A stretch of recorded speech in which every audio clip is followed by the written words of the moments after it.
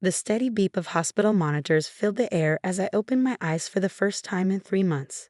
Everything was blurry, and my throat felt like sandpaper. A nurse rushed to my side, speaking words I couldn't quite grasp. But one thought cut through the fog in my mind. Where were my children? I'm Julia Thompson, and before the accident that put me in a coma, I was preparing for war with my mother-in-law, Margaret Sterling. Now, as consciousness slowly returned, I realized she had used my absence to make her move. Your children are with their grandmother, the nurse explained gently when I managed to ask. Your mother-in-law has temporary custody while you recover. The words hit me like a physical blow. Margaret had finally done it. She'd taken my kids. I tried to speak again, but my voice wouldn't cooperate. Tears of frustration rolled down my cheeks as I thought of my twins, Emma and Ethan, just 6 years old. What had Margaret told them about me? As my strength gradually returned over the next few days, I learned what had happened. Margaret had convinced my husband, David, that I was an unfit mother while I was unconscious. She'd used my accident, a car crash that wasn't even my fault, as evidence of my recklessness. She filed for emergency custody, painting herself as the concerned grandmother stepping in to protect her grandchildren. What Margaret didn't know was that I'd been collecting evidence against her for months before the accident. Every manipulative text, every threatening voicemail, every incident of her undermining my parenting, I had documented it all. I'd known she was planning something. I just hadn't expected her to strike while I was literally fighting for my life. The physical therapy was grueling, but my determination to reclaim my children pushed me through the pain. Every time I wanted to give up, I thought of Emma and Ethan in Margaret's house, being turned against me day by day. David visited occasionally, looking uncomfortable and guilty. He'd always been weak when it came to his mother, unable to stand up to her controlling nature.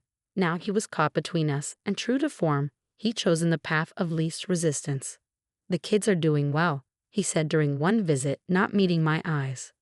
Mother has them enrolled in private school now. She thinks it's better for them. Better than the school we chose together. I managed to say, my voice stronger now but still raspy. The one near our house with a great special education program for Emma's dyslexia. He shifted in his chair. Mother says Emma just needs more discipline, not special treatment. I clenched my fists under the hospital blanket.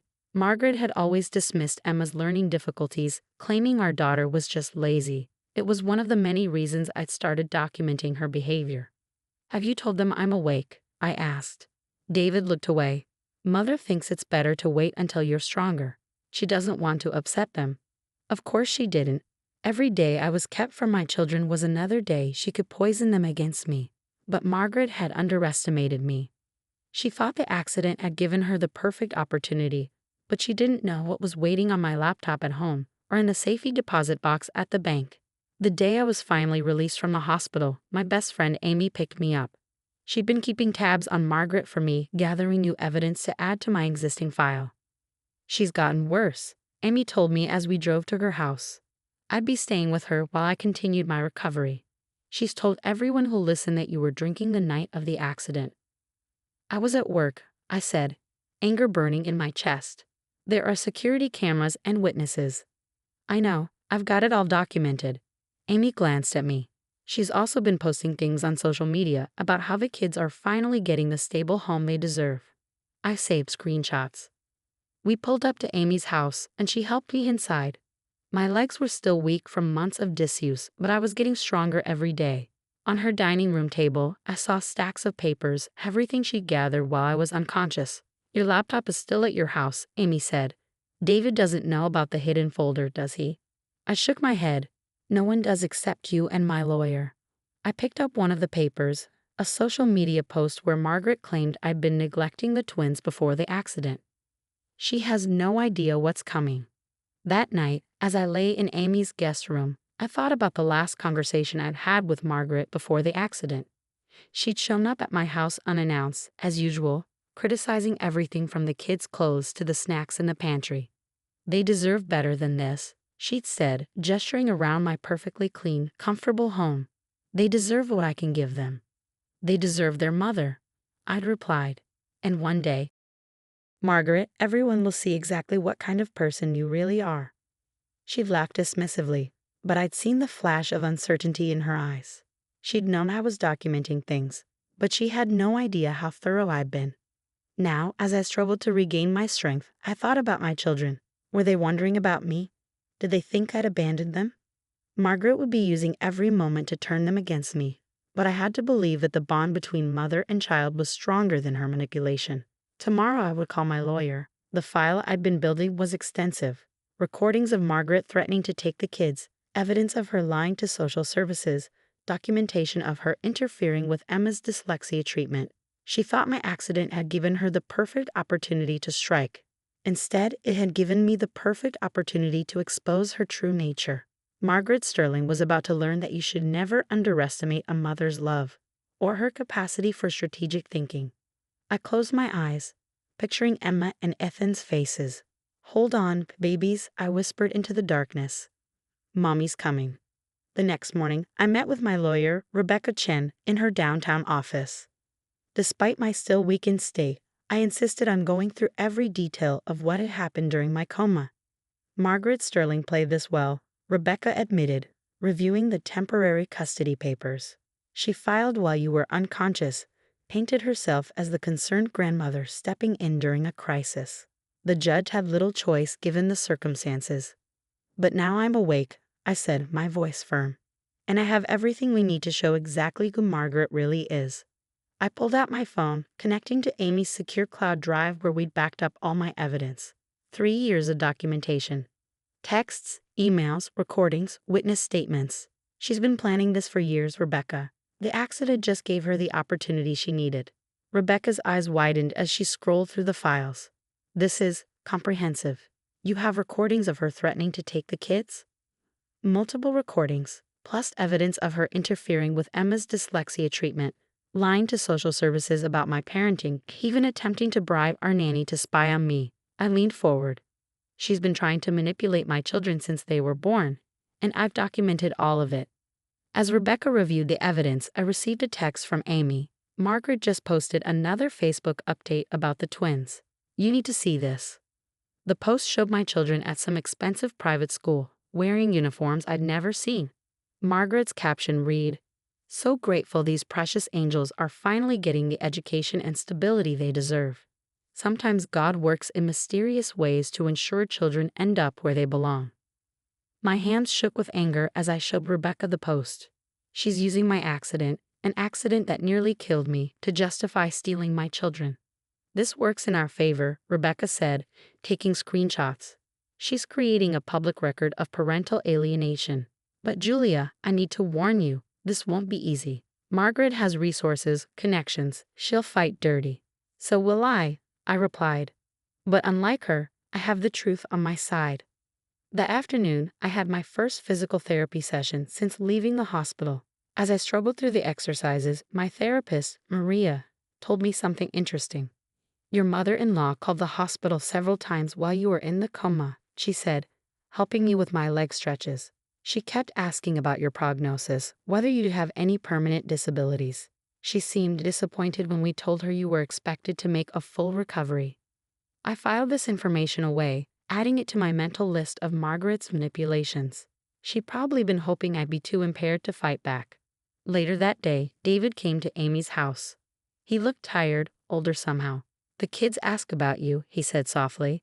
"Mother tells them you're still too sick to see them." "And you let her?" I couldn't keep the bitterness from my voice.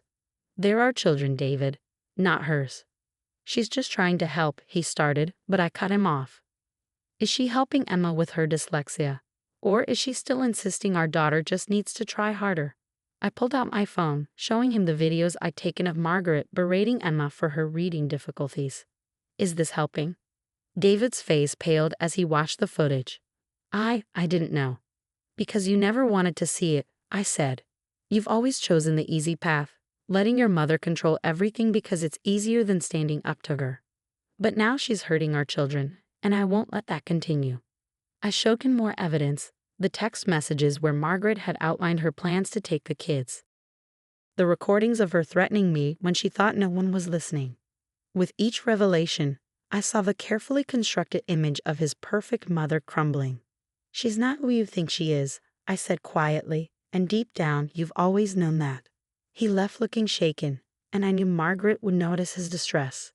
She demanded to know what I'd said to him, tried to reassert her control. Let her. The cracks were already showing in her carefully constructed facade. That evening, I received an unexpected visitor, my former nanny Sophie. She quit shortly before my accident, and now I knew why. Mrs. Sterling offered me money to spy on you, Sophie confessed, sitting in Amy's living room. When I refused, she threatened to ruin my reputation, make sure I never worked as a nanny again. I was scared, so I just quit. I'm so sorry, Julia. I should have told you. Would you be willing to make a statement? I asked. Legally, on record? Sophie nodded firmly. I saved the emails where she made the offers. And I recorded some of our conversations. I knew something wasn't right about how she was acting. Another piece of evidence to add to my arsenal. Margaret's web of manipulation was vast. But she'd made one crucial mistake. She'd assumed she was the only one who knew how to play the long game. As I lay in bed that night, my phone lit up with a text from an unknown number. It was a photo of Emma and Ethan, clearly taken that day. They looked sad, lost. Beneath it was a message. They're where they belong now. Don't make this harder than it needs to be. I showed the message to Amy, who immediately began tracing the number. Margaret's attempt at intimidation had just given us more evidence of her harassment. We file tomorrow, I told Rebecca over the phone. I want my children back, and I want Margaret Sterling to face consequences for what she's done. Are you sure you're strong enough? Rebecca asked. We could wait a few more weeks. I've been gathering evidence against Margaret for 3 years, I replied. I'm done waiting. She thought my accident was her opportunity to take my children. Instead, it's going to be her undoing. I ended the call and looked at the photo of my twins again. Hold on just a little longer, I whispered. Mommy's coming for you, and this time, no one will ever take you away from me again. The next morning would mark the beginning of my counterattack. Margaret Sterling was about to learn that she'd made the biggest mistake of her life when she decided to target my children. Because while she'd been playing at being the perfect grandmother, I'd been building a case that would expose her for exactly what she was. A manipulative, controlling woman who'd finally gone too far. And I was going to make sure everyone knew it. The courtroom was silent as my evidence against Margaret Sterling played on a large screen. 3 years of documented abuse, manipulation, and calculated attempts to steal my children, all laid bare for everyone to see. Video clips showed Margaret berating Emma for her dyslexia, calling her lazy and stupid. Audio recordings captured her threatening to take my children away. Emails revealed her attempts to bribe our nanny and manipulate social services. I sat straight backed in my chair, my gaze fixed on Margaret as her carefully crafted image crumbled. She had grown increasingly pale as each piece of evidence was presented, her perfectly manicured hands gripping the arms of her chair. And while Mrs. Thompson was in a coma, Rebecca continued, addressing the judge. Margaret Sterling didn't just file for emergency custody. She actively worked to prevent any possibility of reunification, spreading lies about Mrs. Thompson's fitness as a mother and attempting to alienate the children from their mother. The judge, a stern-faced woman named Patricia Martinez, had been taking detailed notes throughout the proceedings. Now she looked directly at Margaret. Mrs. Sterling, these allegations are extremely serious. The evidence suggests a long-term campaign of harassment, manipulation, and parental alienation. Do you have anything to say in your defense? Margaret's lawyer leaned over to whisper something, but she brushed him off, standing up with the entitled confidence of someone who'd never faced real consequences. Everything I did was for my grandchildren, she declared. Their mother was clearly incapable of providing the life they deserved. The accident proved that. I simply stepped in to give them stability and proper guidance. Proper guidance? I couldn't help but speak up. Like telling Emma her dyslexia is fake. Like canceling her therapy appointments because you think she just needs discipline. Like telling my children their mother abandoned them while I was fighting for my life in a coma. Order. Judge Martinez called, though her expression had hardened at my words. The next few hours were a parade of witnesses. Sophie, the nanny, testifying about Margaret's attempted bribery. My physical therapist describing Margaret's disappointment when I showed signs of recovery. Even David, who finally found his backbone and spoke about his mother's long history of manipulation. By the time the judge called a recess, Margaret's composure had completely cracked. I caught her furiously texting on her phone, probably trying to rally her society friends for support. But no amount of social connection could erase the evidence I'd gathered. When court resumed, Judge Martinez didn't waste time. "The evidence in this case is overwhelming," she began. "Margaret Sterling, you have engaged in a systematic campaign of parental alienation and manipulation. Your actions during Mrs. Thompson's medical crisis were particularly egregious. Not only did you take advantage of her incapacitation to gain custody of her children, but you actively worked to prevent their reunion once she recovered." Margaret started to protest, but the judge held up her hand. "I am immediately vacating the temporary custody order. The children are to be returned to their mother's care within 24 hours. Furthermore, I am issuing a restraining order preventing you from having any contact with Mrs. Thompson or her children without court approval and supervision." The victory was complete, but I felt no joy, only relief and determination. Now came the hard part: helping my children heal from the damage Margaret had caused. When I arrived at Margaret's house with the police and social services to collect Emma and Ethan, I could hear her raging inside, declaring that she'd appeal, that she'd never stop fighting for her children. But then the door opened, and none of that mattered anymore. My babies were there, looking uncertain and confused until they saw me. "Mommy," Emma whispered, her voice small and unsure. I knelt down, opening my arms. "Yes, sweetheart, Mommy's here, and I'm never leaving you again."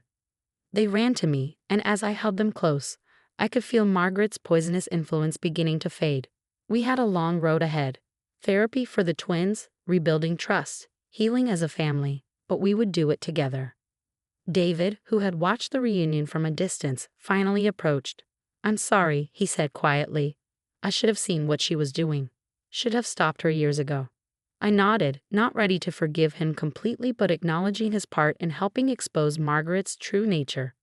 "The kids will need you to be strong now. No more letting your mother control everything." "She won't," he promised. "I've already told her I'm cutting contact until she gets professional help. The kids come first now." As we drove home, really home, to the house Margaret had deemed unsuitable, but that held all our happy memories, I thought about everything that had led to this moment. Margaret had spent years weaving her web of manipulation, thinking she was untouchable. She never imagined that every step of the way I was building my case. "Are we really staying with you now?" Ethan asked from the backseat. "Grandmother said you didn't want us anymore." "Grandmother lied," I said firmly. "I will always want you. You're my children, and nothing will ever change that." Later that night, after the twins were asleep in their own beds for the first time in months, I received one final text from Margaret. "This isn't over." I smiled, taking a screenshot to add to my ever-growing file of evidence. "Yes, Margaret," I whispered to myself, "it is." Because while she had spent years playing the role of the perfect grandmother, I had been gathering proof of the monster beneath the mask. She thought my accident was her opportunity to steal my children. Instead, it had given me the chance to expose her true nature to the world. Margaret Sterling had finally learned the most important lesson of all: never underestimate a mother's love or her capacity for justice.